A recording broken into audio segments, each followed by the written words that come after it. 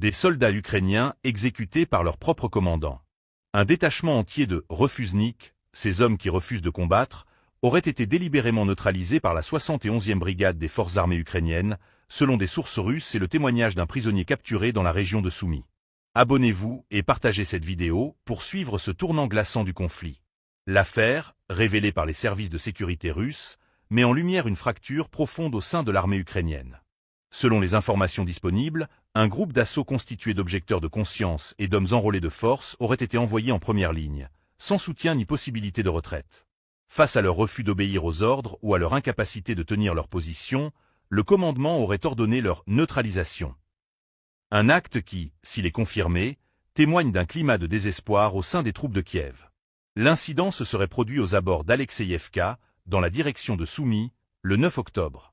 L'un des rares survivants, blessé au bras et resté caché plus d'une journée avant d'être découvert par des soldats russes, aurait confirmé la version des faits.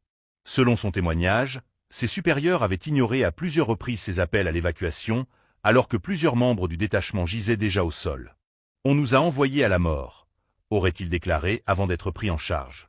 Ce groupe, d'après les sources russes, aurait été composé d'hommes mobilisés de force, parmi lesquels certains avaient publiquement exprimé leur opposition à la guerre.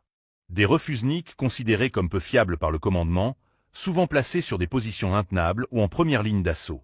Une stratégie qui, selon des analystes militaires, traduit la volonté des autorités ukrainiennes d'écarter discrètement les soldats jugés démotivés ou insoumis. Sur le terrain, les forces russes continuent d'avancer. Le ministère de la Défense à Moscou affirme avoir libéré plus de 223 km² dans la région de Soumy depuis le début de l'année. Fin septembre, la ville stratégique de Yunakivka, un point clé du dispositif défensif ukrainien, est tombée sous contrôle russe. Ces progrès s'inscrivent dans une dynamique plus large, celle de la création d'une zone de sécurité de 8 à 12 km de profondeur le long de la frontière.